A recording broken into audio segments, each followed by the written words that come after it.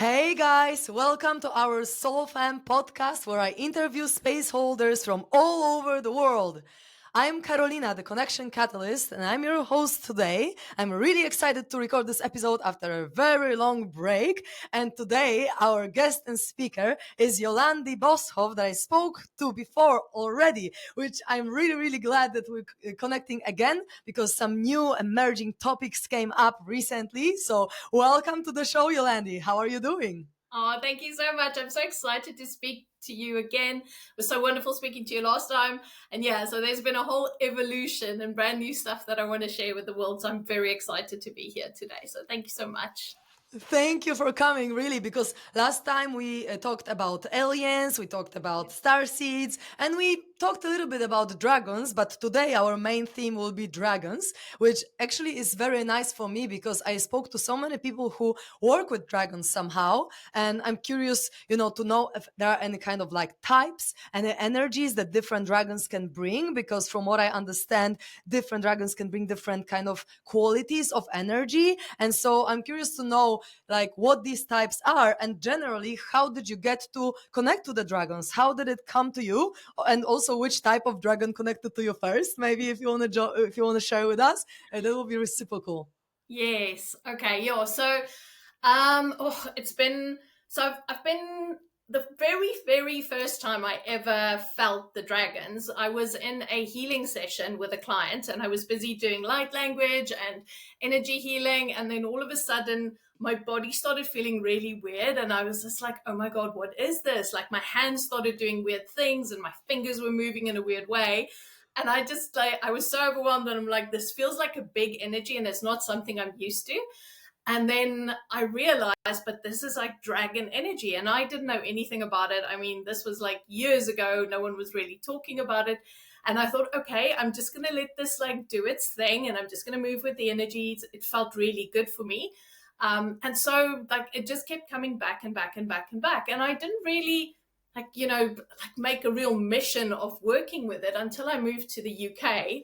And I woke up one night and in my bedroom was this huge black dragon, this female dragon that basically was like in my room. Now I have a very strict policy with spirit that like I don't let anything in my room at night while I'm sleeping because I'm very precious about my sleep.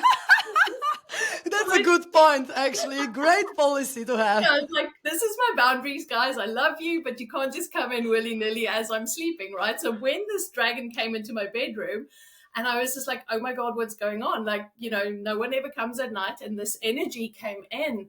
And I'd only been here a little while, and I was like, oh my goodness, what is this? And it had this real like feminine energy about it, and it was speaking to me about this like energy rising from the earth, and it called it the divine feminine energy rising. And I was like, oh my goodness, okay, there's something here for me. And so things started unfolding because I went to Merlin's cave and I sat there in a cave, and a dragon in the cave started speaking to me and saying to me that I need to work with the sacred sites here in the UK. And I was like, okay, that's great. And then I started connecting with the sites and I started finding the dragons at the sites. And I was like, oh my goodness, this is just getting weirder and weirder and weirder. And I just allowed myself basically to go through this process. And then I also had an encounter where I had like it's almost like a visionary experience, like a really visceral experience with the dragons, and where there was this dragon mother that came to me and said to me, but you are a dragon priestess. And I was like, okay, well, I will take on this role. I will actually embrace this. And things just started going from there. And so it's been a really beautiful experience of like meeting all these different dragon energies and sitting with them and communicating with them. And yeah, so that's kind of like how it all started. And then last year I started working with the elemental earth dragons. So with the dragons of fire and water, earth, air, and source. And that's when things really started kicking off in terms of teaching and sharing and all of that. So that's just a little bit of a quick roundup, if that makes sense. That's so cool that there are elemental dragons. I didn't even know you can differentiate them like that. That's cool. So they represent a specific like quality as well of energy of the earth realm. Yes, yes. So what the dragon said to me was, that, I mean, it's great because we know there's cosmic dragons and like dragons from different planets. There's all, like you say, all these different sorts of dragons. So dragons at sacred sites and different places around the world, etc. But they say to me that the core understanding for us to start to work with these different energies is to go back to basics. So they showed me everything about like how the earth was formed, how the dragons was involved with this, and how the elements coming together was part of what they brought here. And so when we actually start working with the elemental dragons, so when I start working with the dragons of water or fire, I can actually work with that energy and it reflects consciousness back to me. So it's a way for me to actually expand my consciousness and my connection to everything. And that's what they are teaching us now. So they like start at the basics, Yolandi, teach people about the basic dragons. And once they understand how we work and how the energies come into their bodies, then they can go out and talk to, the different dragons around the world, right? But it's like, first we need to understand the basics. And that's what they've been showing me to teach other people, basically. That's amazing. I'm Yeah. excited about this conversation and this journey because I just love the spirit of the dragon. And I even had this friend of mine that was calling me dragon sister. And first question he ever asked me was like, what color is your dragon? I'm like, green. He's like, oh, my dragon sister. And then we we're just like talking about dragons and everything. And we called our WhatsApp group the Dragon Family. So I somehow feel connected to the dragons. I don't know why and how, but it feels close to my heart. So that's really cool. And I'm curious to know because last time when we spoke, we were talking a lot about star seeds and also the Akashic records. And I'm wondering if there is any connection between dragons and the topics we already touched upon. Yes, so because I always like do things, as we say, ask about face, like I always start at the wrong side of stuff. So I feel like the starseed information is like, how do I put this? So the starseed information is at the higher realms, right? And then that kind of like that can help us to drop back into this connection with Mother Earth. And so when we start to really connect with Mother Earth, we can start connecting with the elements, etc. So a lot of what I've realized about the work is that, so much of starseed is like, I don't really want to be here. I want to be out there in the stars. I want to connect with that. And then what the dragons do is they go, well, come and see what the magic is of being in this place, right? So the starseeds is like, it's amazing. Don't know if I really want to be here. And then when you connect with the dragons, you go, oh my goodness, look at all the magic. Look at what is happening. Look at how this earth is like working together, what Mother Gaia has birthed, all of these things and how we're connected to everything. So I feel like, as a star seed, then you get to come down and really land and really appreciate this place. And that's what these elemental dragons do. They make us reconnect deeper into the earth, listen to the mother, and start to become aware of our interconnectedness and the oneness that is right underneath our feet here. So that is really for me what their lessons are about. It's about teaching that consciousness of oneness, of awareness of like all of us being together, connected here. So that for me was really important. And the Akashic records have been really important as well because they are teaching me how to use the records in the sites that they look after, for instance, the sacred sites and all of that, and to read the sites and all of those type of things. So it feels like a whole opening up of a new world that I didn't even realize existed while I was playing with the stars. And now I'm like, oh my God, the earth is so amazing. There's so much cool shit here. So it's really, it's been incredible. That sounds really cool and really fun for me. And so, with these elemental dragons, is there any way that we can start working with them? Like, is it that the dragon would come to you specifically in the time that you are ready for it, or can you somehow initiate yourself? Like, how does it work with them? Do you recommend any kind of techniques, or is it just natural process for anyone who is on a specific state of consciousness to be receptive to them, or maybe who embodies specific energies and qualities that resonate with this type of energy? Yeah. Okay. So what I realized, so I've just recently, I ran a course to teach people about the dragons. And what I realized was that so many people are starting to see them. And I'm going to put it in little inverted commas here because the awareness of the dragons are there for those who are ready to see them. Okay. So it's not my vibration is higher, therefore I see them. It is a like when I start to notice them, that is when they want to come and work with you. Okay, so if you're driving along and you keep seeing dragons, or you're like, like these weird things happen and dragon is everywhere, that is like, for me, that's like a little like ding, ding, ding, follow the breadcrumbs, because they are ready to work with you. Your mind and your consciousness is literally open to go, I'm ready to start receiving this. Okay, and so once you become aware of that, for me, it's all about curiosity. So we need to be constantly curious about the signs, how we weave and thread all these beautiful things together. And what they taught me is that working with the dragons are very much like working with the medicine wheel of the ancients. So I work in the construct of a dragon medicine wheel.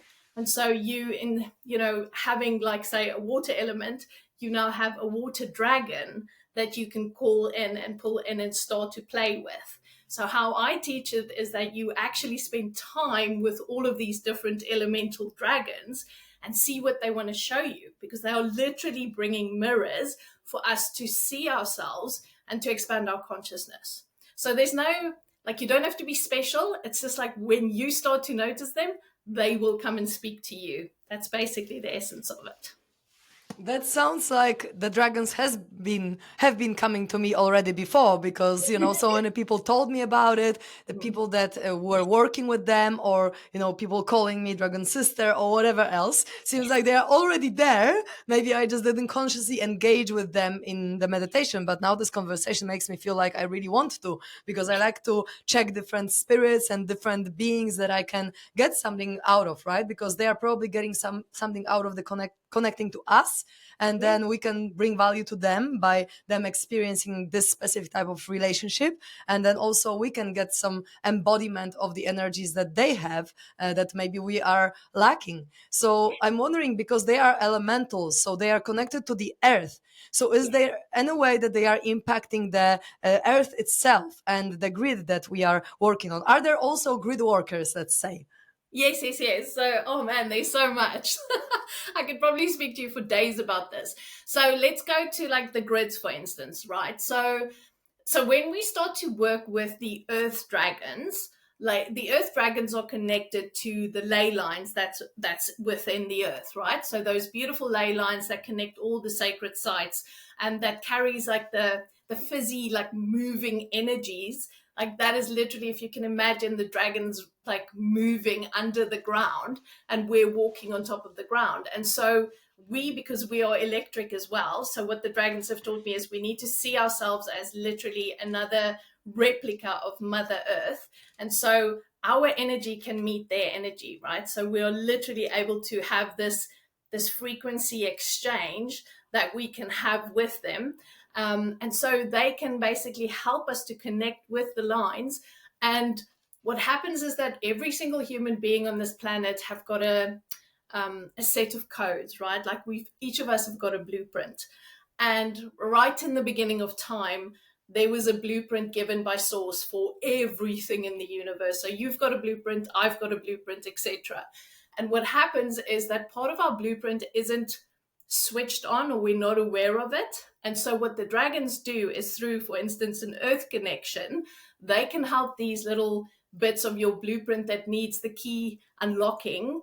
They help with that. So I then step into the space. For instance, I go to a sacred site, and then I connect with the dragons there. And then there's a little bit of me that opens up. Okay, there's a little bit of me that unlocks, and I become my more authentic self. I become more of the version that I really am, more of like embodying connection, source, all of those things.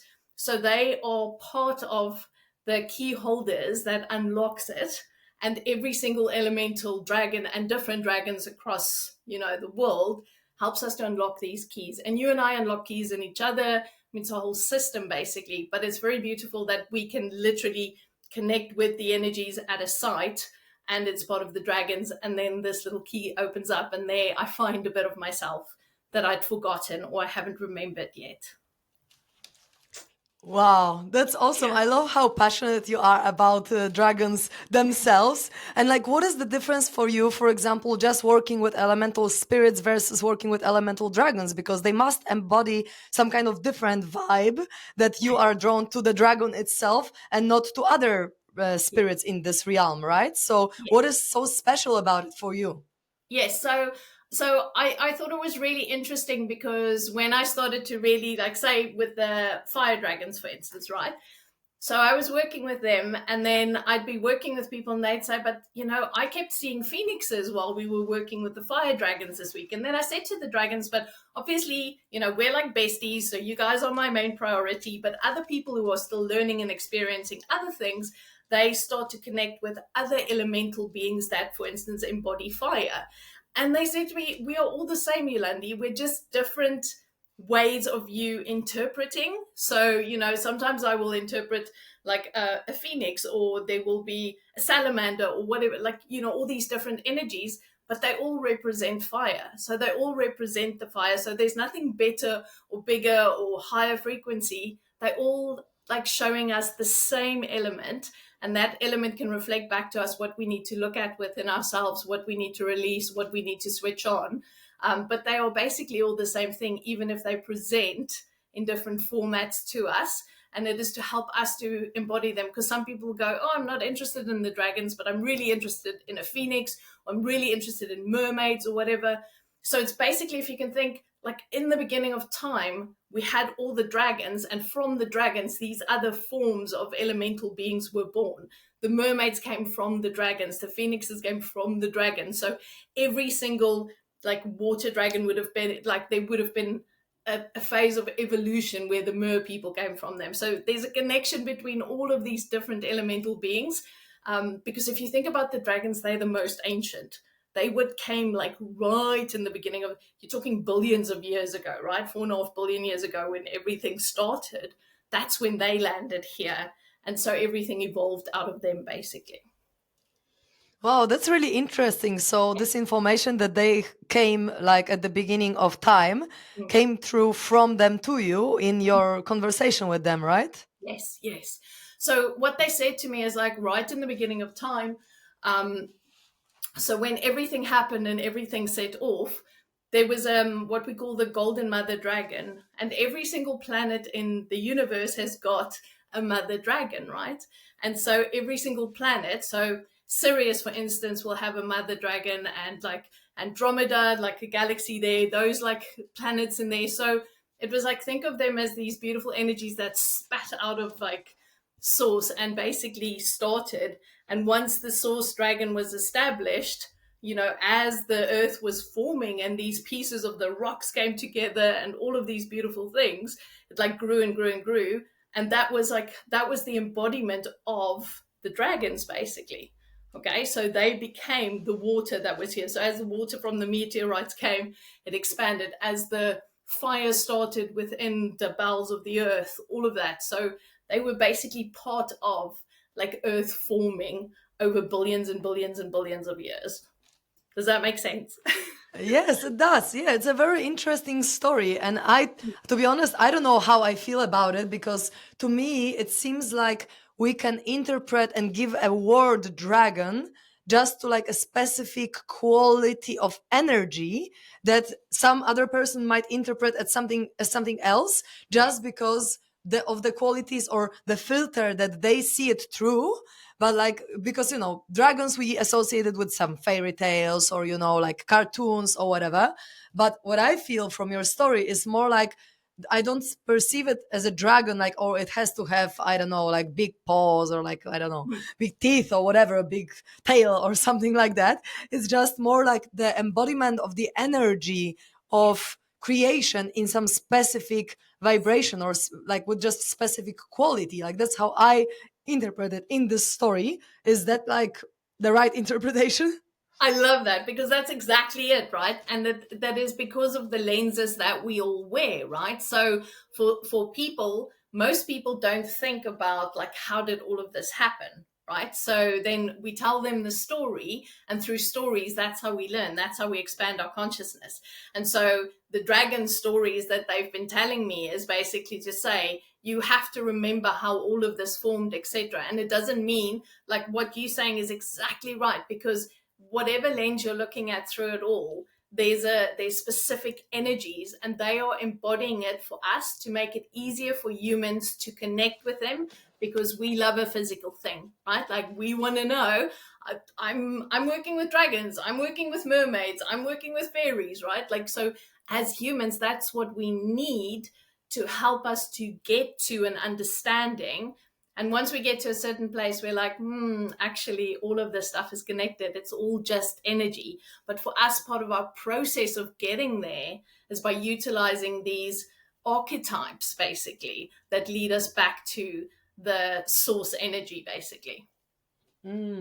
Okay, that makes sense to me. My logical mind can kind of comprehend it in this way, and so because we spoke quite a while ago, and at that time it wasn't like a main theme. The dragons weren't a main theme that we were talking about, but now it seems like you're very much in it. So, is there a specific time of Earth or generally like the universe that the dragon work, if I might say something like that, is important? Like, why do we want to work with them right now? Is there a time that humanity is kind of ready to connect to these like underlying foundational energies at this time of the evolution of Earth, or maybe some other reason?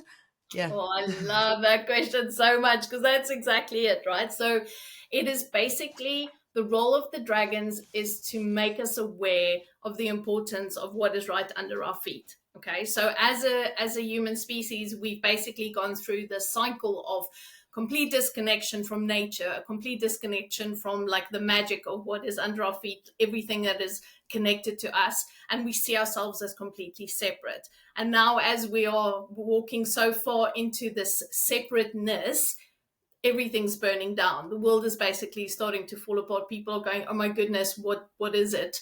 And what's happening is we are making a massive leap back to earth connection, to connection to everything.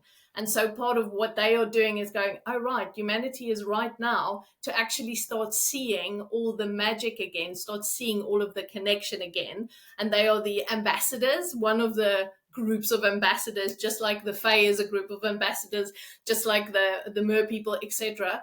But like all of them are basically these portalways and these doors to these other entities that we've forgotten about is opening up again, because they're going, we're at a crisis point, and we as people here need to reconnect with our hearts, reconnect to the mother, so that we can stop all the killing and what we're doing to the earth, etc. So it is really that point now where they're all going, okay, we're coming back and we're coming to talk to you guys. And so you'll see a lot more people speaking about all of these different energies, because it's literally like the doors are open. Okay, they are literally going, cool, we'll come back now. You guys have messed this up enough. We've had enough, and we need to interject here. So that's how I see it, and how I am interpreting this resurgence of us like connecting with the magic again. That sounds beautiful. It's kind of like older siblings coming and being like, alrighty, you made a mess here. Let's clean it up right now, guys. Kind of like that, right?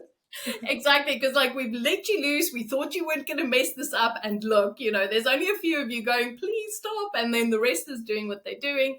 But it's amazing, because in my work, I see so many people now returning back to listening to the earth and back to like really connecting with nature and stuff, and it's changing their lives. So and it's changing how they behave and the love that they bring into the world, and it's helping us to stabilize those grids that are literally out of balance at the moment. So we're trying to reestablish that basically that love connection through this grid system of our earth. We're trying to up that and get that working properly again, and that's what we're doing. That's our jobs, right, as light workers.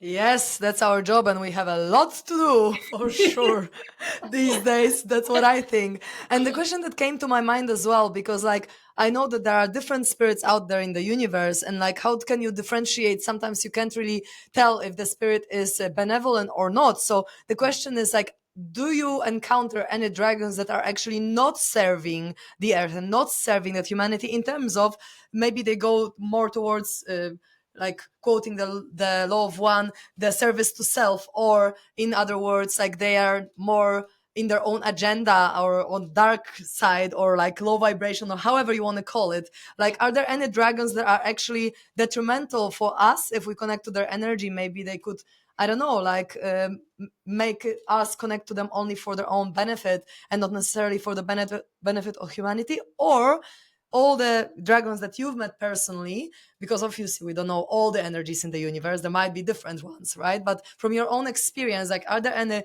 dragons specifically that can be, let's say, dark? Okay. So that's a good question. And I think in this work and in any work of like connecting, you should always be asking the question. So, because we get to meet so many different energies, first thing you need to do is ask the question, is this for the highest good of myself and humanity when I'm connecting with these energies? So for me, it's very much a situation of, because I call in and my mission is really to make sure that everything that I teach and that I bring in is for the highest good of humanity and myself. I feel like what I get to encounter is on that vibration. Now, I'm very aware of the dark energies, etc. But for me, I have not yet encountered that here. And I'm not saying it's not there. But as a person who works with energies, always double check, always call in your protection, always like make sure that your body is saying, yes, this is good. Because the minute that your body is saying, no, this is not good for me, back up and leave.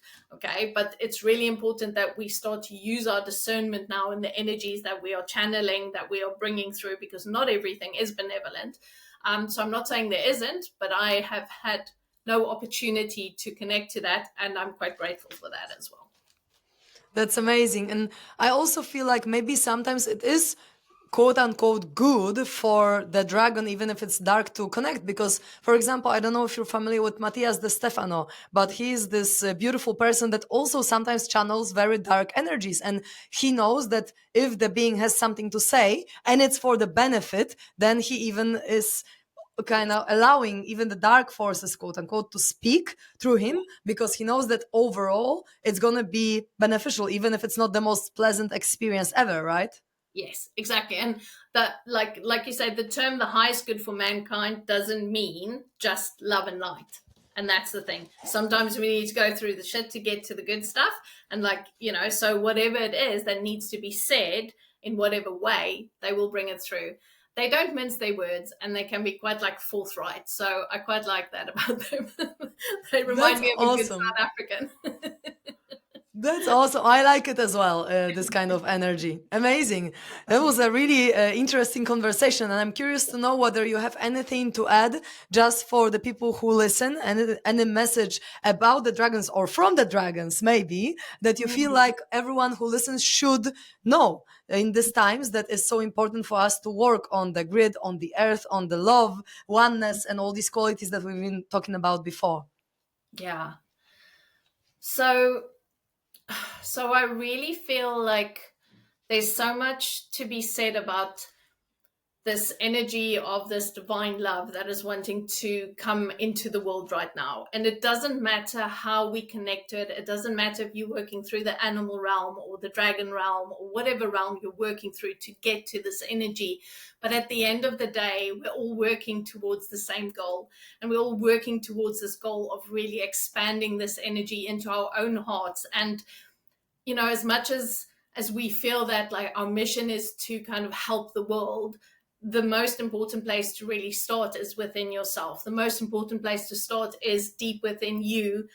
If you sort you out, if you allow your heart to be open, if you allow what you are doing to really come from a place of deep devotion and deep love, it's going to change things. And what happens is every time you step on this grid of this beautiful planet, you influence it. Your energy, wherever you go, whatever you do, is literally influencing everything around you. So when you're working in that energy of divine love, you will be making a difference in the world. And when we step on the grids, we are putting that back into the earth, and someone out there somewhere will feel you in the earth and get what they need, and their codes will be switched on and their hearts will be opened again. So it's just like, even if you think you're not doing anything, or you're not making a difference, or you're not reaching enough people, just know that your vibration and your energy is exactly what is needed. So focus here first. and that will ripple out and that will go to the world as it needs to. Okay. So, yeah. Wow. Thanks a lot for this message, because this is really so much truth in what you're saying, because I see it in spirituality a lot, where people are putting a lot of pressure on themselves to be somewhere, or to be fixed, to be healed, to be in a specific energy, or to go to all kinds of sacred sites, or all kinds of monks, or I don't know, gurus and so on. But the truth is, it's just about being true to ourselves and true to our heart, and just embodying the love that is the underlying energy of everything in existence anyway. So we just need to stop and be present and allow this love to flow through us, and just, maybe sweep away all the patterns, all the triggers that are not allowing us to see it. But ultimately, we just need to be ourselves and shine our light. Because even recently, I've seen this TikTok where someone made a research that actually higher vibration than love is authenticity. When we can be authentic, then this is like where the truth the kind of flows through us, and that's a very, very high vibration. So that kind of links into what you were saying about just being ourselves, being where we are led to by our soul, just by our intuition, and just not putting so much charge and meaning into what our mind says, but really connecting to what our heart says, and then we should be sweet after that. And I love that, because for me, it feels like so much of the dragon teachings is about authenticity, reflecting back to us how we are, like perfect as we are. You don't need to be better or like anything. It's just like you are good enough. Like the fact, by virtue of the fact that you're here on this planet and in existence and breathing, that is good enough. Like that is so beautiful. So we just need to really like hold on to that, right? Like get out of this whole idea that we need to be perfect. This like whole love and light perfection is done. We're over that now. We are over it. Fuck yes. Amazing, dear.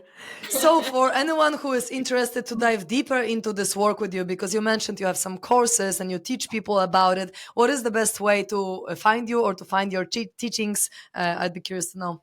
Yes. So just visit my website, yolandiboshoff.com. Everything is on there. I've got like loads of YouTube videos if you want to know about sacred sites, if you want to know about like all of the energies. Like I love teaching, so all the stuff is there. I'm doing courses with dragons and all those good stuff. So it's all on my website. So just go from there, and you can also follow me on social media as well from there. Amazing. And is it also for people who are kind of just starting with their, let's say, intuitive journey? Or is it more for people who are already open to their intuition, to their visions, and they are more, let's say, sensitive to their intuitive downloads and senses? I think it's like there's no place to start like right now. And if you are feeling a call towards something, even if you think, oh my goodness, I can't see stuff or I can't feel stuff, we get taught by the energies that lead us. And the biggest thing here is like listen to your body. So if your body's going, oh, that feels like a yes, that's your biggest intuitive compass and guide. So for me, it's just like I don't have a set of rules going, well, you have to be like this or that to be able to work with this, because that's not how it works for me. It's just like everyone can do everything. There's nothing special about me or any other teachers out there. It's just that we've taken some time to listen, and we've maybe been listening longer than you, but we all learn, right? Like, so we just, it's like everyone can learn, everyone can start from wherever they are. Amazing. Thank you so much, Yolandi. I really enjoyed our conversation as always. We might do more in the future. Why not? Because we have a good flow in here. I'm really grateful for everything that you do for this world and for all the grid work and elemental work that you embody. And thank you for your presence and your love, because I really feel your pure intentions in helping people and in helping the earth and the whole universe, really, if you think about it. Because if we are gonna embody more of the love and oneness that we really are, the whole universe will benefit from it. So thank you so much for all the work that you're doing. It's been a pleasure to see you again. Oh, thank you so much for having me. I really loved our conversation. Thank you. Amazing. So looking forward to the next one. And for now, thank you, and see you next time. Thank you so much.